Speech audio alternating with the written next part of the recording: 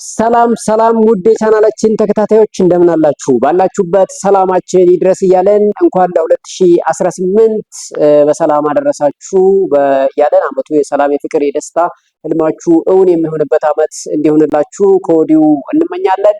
እንግዲህ ዛሬ በ2018 የመጀመሪያው ሳምንት ላይ እንገኛለን እና በዚህ በመጀመሪያው ሳምንት ልናስተላለፍ የፈለግነው አሪፍ ቁም ነገር ስላለ ነው የመጣ ነው። እንግዲህ በዚህ ቻናል ሁሌም ጥበብ አዘል ምክሮች ይተላለፋሉ። ለተማሪዎች አሪፍ ጥቆማዎች ስለ ኤግዚት ኤግዛም፣ ስለ ሪሰርች እናስተላልፋለን። እንዲሁም ለህይወታችን ጠቃሚ የሆኑ ታሪኮች ይተላለፋሉ። ከነኛ ታሪኮች ዊስደም ወይም ጥበብ እንማራለን። በህይወታችን በየትኛውም ዩኒቨርሲቲ ገብተን የማናገኘው ጥበብ ምናልባት ብዙዎቻችን በትምህርት እስከ ፕሮፌሰር ድረስ ልንሄድ እንችላለን። ነገር ግን በህይወታችን ብዙ ጊዜ ሲታይ ወደኋላ እንታያለን። ወይም ደግሞ ልክ እንደ ህፃን ኬጂ ያሉ ሰዎች ይኖራሉ። ወይም ደግሞ ብዙዎቻችን በዛ ውስጥ እናልፋለን እና ሰውን ሰው የሚያደርገው በቀለም ትምህርቱ እስከ ፕሮፌሰር እስከ ፒኤችዲ መሄድ ሳይሆን በህይወት ወይም ደግሞ በህይወት ቤተ ሙከራ ውስጥ ያለፈ ጥበብ ያለፈ ትምህርት ያስፈልገዋል ማለት ነው። በዚች ምድር ላይ ዘላለም ስለማይኖር በምንኖርባት አጭር እድሜ ማንንም ሳንጎዳ ራሳችንን ሆነን ራሳችንን ደስተኛ አድርገን እንድንኖር ጥበብ ያስፈልጋል። ህይወት በጥበብ እንጂ በስሌት እንጂ በስሜት እንደማትመራ ብዙዎቻችን እናውቃለን ማለት ነው። ስለዚህ በህይወታችን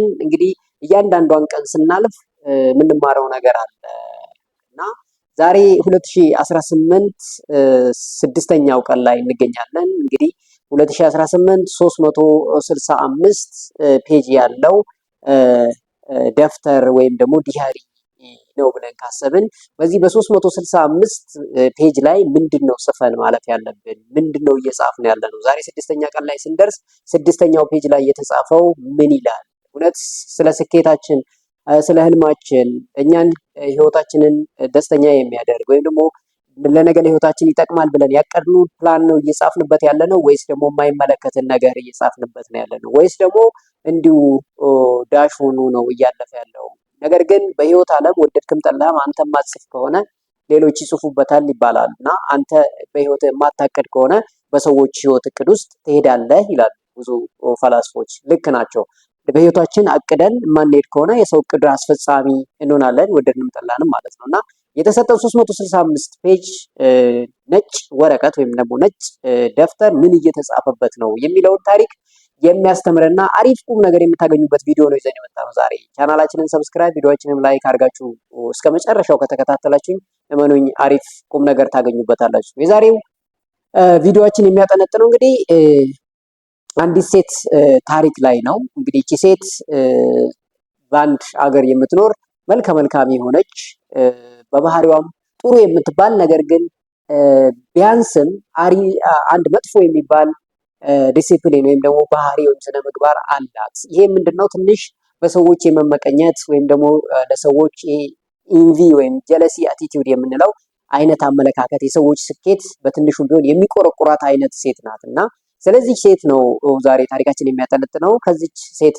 ህይወት ታሪክ መጨረሻ ላይ ምንድነው እኛስ የምንማረው፣ እኛስ ደግሞ ምንድነው የምንወስደው የሚለውን አብረን የምናየው ማለት ነው። ታዲያ ሴት እንግዲህ በአንድ ሀገር ስትኖር እንዳልኳችሁ መልካም የምትባል ናት። ነገር ግን ጀለሲ ወይም ደግሞ ምቀኝነት አቲቲዩድ፣ የሰዎች ስኬት በብዙም ባይሆን የሚያስከፋት አይነት ሴት ናት እና አንድ ቀን አንድ እንግዳ ወደ ቤቷ ይመጣል። እሷ ኩሽና ጉድ ጉድ እያለች አንድ እንግዳ ወደ በሯ ያማትርና በር ያንኳኳል። ወጣ ብላ ስታየው ይሄ እንግዳ በጣም ትልቅ ሰው ነው።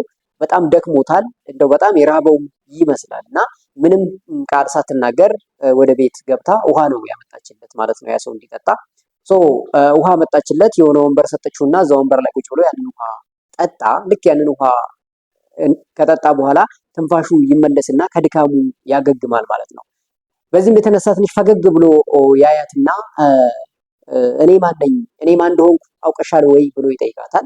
እሷም ግራ ትጋባለች። ከአሁን ፊት አይተው አታውቅም። ስለዚህ ድንገት የመጣ እንግዳ እንደሆነ ነው ታስበውና ለማጣራት ብትሞክርም ወይም ደግሞ ለማስታወስ ብትሞክርም ብዙም ሊመጣላት አልቻለም። በዚህ ሰዓት አረ በፍጹም አላወቅኩም ትለዋለች። አየሽ እኔ እንግዲህ የሞት መልአክ ነኝ ልወስድሽ ነው የመጣሁት ብሎ ይመልስላታል ማለት ነው ፈገግ ብሎ። በዚህ ሰዓት በጣም ትደናገጣለች። የሞት መልአክ ብላ በጣም ትደናገጥና ምንም የምታደርገው ነገር ግን እንደሌለ ይገባታል ማለት ነው። በዚህ ሰዓት ተርበትብታ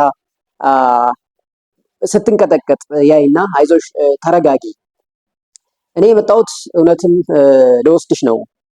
ነገር ግን የዋህነትሽን አይቼ ለኔ ያደረግሽውን ውለታ አይቼ ትንሽም ቢሆን በጎ ልብ እንዳለሽ ተረድቻለሁ እና የሆነ እድል እሰጥሻለሁ ብሎ ይላታል። እሷም በጣም ትደሰትና እድሉ ምን እንደሆነ ለመስማት ትጓጓለች ማለት ነው። ወደ ይቀጥልና እንግዲህ የሞት መልአክ ይሄ መጽሐፍ ለአንቺ እሰጥሻለሁ፣ የሆነ ፔጅ ላይ የአንቺ ሙሉ ስም አለ፣ እዛ አንቺ ፔጅ ላይ ስትደርሺ የምትፈልጊውን ነገር በሙሉ ጻፊ ይላታል። እሷም በጣም ትደሰትና ያንን መጽሐፍ የሚመስል ትልቅ ሎግቡክ ትቀበልና ወደ ቤት ትገባለች። በዚህን ሰዓት እሱ ዞር ይላል ከስሯ ማለት ነው። ቤት እንደገባች የመጀመሪያውን ፔጅ ስትከፍተው ምን ይላል? ጎረቤትሽ ወይም ደግሞ ከሊት የምትባል ጓደኛሽ ሰሞኑን አሪፍ በረከት በቤቷ ይዘንባል ይላል ማለት ነው። በዚህን ሰዓት እሷ አሪፍ የጓደኛዋ አሪፍ በረከት ይመጣል ወይም ደግሞ በረከት ታገኛለች የሚለው ያ እዛ መጽሐፍ ላይ የተጻፈው ደስ አላላት፣ ቅናቷ ወይም አገረሸባት ማለት ነው። እና በዚህ ሰዓት እንዴት እሷማ ይሄንን መልካም ነገር ማግኘት የለባትም ብላ መሰረዝ ጀመረች ማለት ነው። ልክ የእሷን ሰርዛ እሷማ እንዲህ ናት ብላ ስለሷ ክፋት ማውራት መጽሐፍ ጀመረች እና ጻፈች እና ጨረሰች፣ አለፈች። ልክ ሁለተኛው ፔጅ ላይ ስትደርስ ጎረቤትሽ ያለው የከሊት ባለቤት ሰሞኑን የጠቅላይ ሚኒስትሩ ወይም ደግሞ የዚህ ሀገር ገዢ ምክትል ይሆናል ብሎ ተጽፏል ማለት ነው።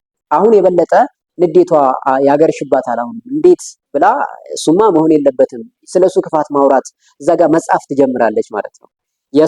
ያንን እየሰረዘች ሌላ ነገር እየጻፈች እንግዲህ ይህንንም ጨርሳ ወደ ሶስተኛው ፔጅ ታልፋለች ማለት ነው። ልክ ሶስተኛው ፔጅ ላይ ስትደርስ የእሷ ስም ሙሉ ስሟ ተጽፎ ታገኘዋለች እና የምትፈልጊውን ነገር እንዲሆንልሽ የምትፈልጊውን ነገር ጻፊ ይላል ማለት ነው። ያ ሶስተኛው ፔጅ ላይ ያለው ጽሁፍ ማለት ነው።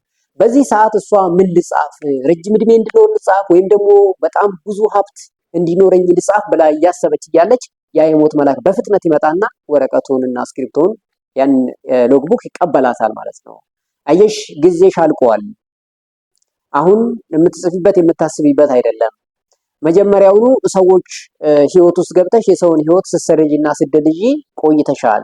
ያንቺ ጊዜ ግን ስላለፈ አሁን የግድ ትሞቻለች፣ ስለዚህ ብሎ ይቀበላታል ማለት ነው። በጣም ትደነግጣለች። በጣም ምንም ማድረግ አይቻልም። ኦልሬዲ ጅብ ከሄደ ውሻ ጮኸ አይነት ይሆንባትና በድርጊቱ በጣም ትደናገጣለች። ያም የሞት መልአክ ባልታሰበ እዛው ጋር ህይወቷን ነፍሷን ከስጋ ለየው ይባላል። ውድ የቻናላችን ተከታታዮች ከዚች የሴት ህይወት እንግዲህ ምንድነው የምንማረው? እኛ የተሰጠን 365 ፔጅ ወረቀት ላይ ምንድነው በየቀኑ እየጻፍን ያለን? እውነት ስለኛ የሚመለከትን ብቻ ነው እየጻፍን ያለነው ወይስ ደግሞ ስለከሌ ወይም ስለከሊት ስንጽፍበት ነው ያለነው? በሰው ህይወት ውስጥ ገብተን የምንባዝግ፣ የሰዎችን ስኬት የማንወድ፣ የሰዎች ከኛ የተሻለ ኑሮ መኖር፣ ከኛ የተሻለ እውቀት ሲኖራቸው አለማድነቅ፣ ከኛ የተሻለ ቤተሰብ መስርተው ደስታ በቤታቸው በረከት በቤታቸው ሲመጣ መጥላት በፍጹም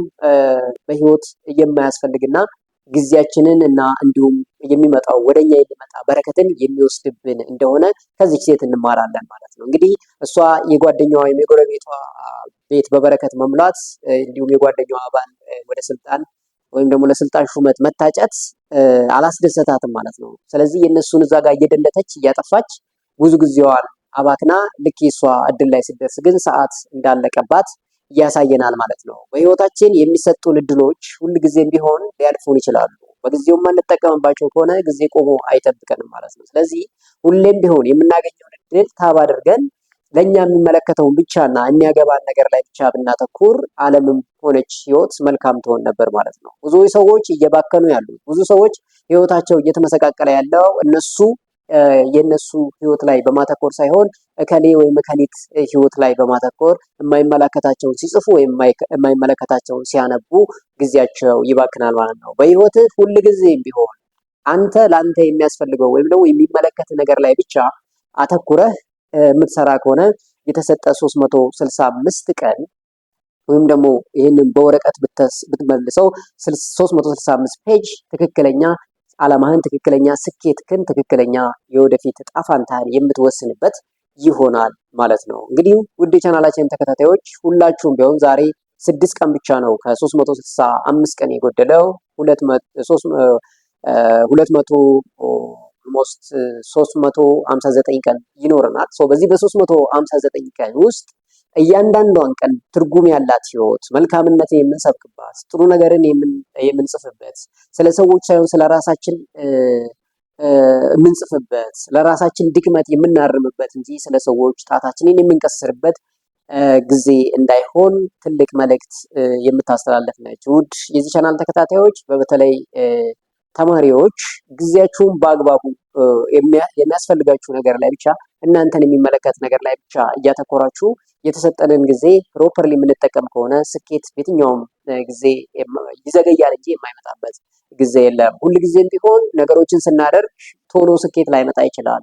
ቶሎ የምንፈልገው ነገር ላይ ላንደርስ እንችላለን። ነገር ግን ከመጋረጃው በስተጀርባ ብዙ ነገሮች እየተሰሩልን ሊሆን ይችላል ማለት ነው። ስለዚህ መጋረጃ ውስጥ ከሚገለጽልን ድረስ በጽናት እኛን የሚመለከተውን መልካምነት ብቻ በማድረግ የተሰጠንን ጊዜ በአግባቡ እንደምናጣጥም ትልቅ መልእክት ማስተላለፍ ፈልጋለሁ።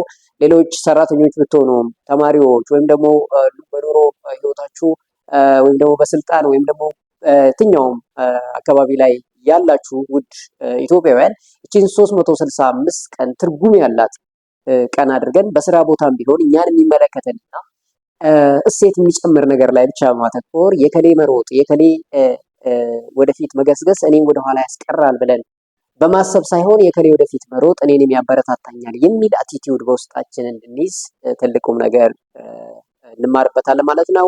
በሌላ ጠቃሚና አስተማሪ ቪዲዮ እስከምንገናኝ ሰላም ቆዩ እላለሁ። ነገር ግን አሁንም ቻናላችንን ሰብስክራይብ ያላደረጋችሁ ዋጋ ስለማያስከፍል ቻናላችንን ሰብስክራይብ፣ ቪዲዮአችንን እንዲሁም ላይክ በማድረግ ይሄ ቪዲዮ ለከሌ ቢደርሰው ወይም ደግሞ ከሌ ቢሰማው ይማርበታል፣ በዚህ በአዲሱ ዓመት ህይወቱን ይለውጥበታል፣ ካለው አቲቲዩድ ካለው አመለካከት ይለወጥበታል፣ በትንሹም ቢሆን ይጠቅመዋል ብላችሁ ካሰባችሁ ደግሞ ሼር በማድረግ እንድታበረታቱኝ በአክብሮት ጠይቃለሁ። በሌላ ጠቃሚ ቪዲዮ እስከምንገናኝ ሰላም።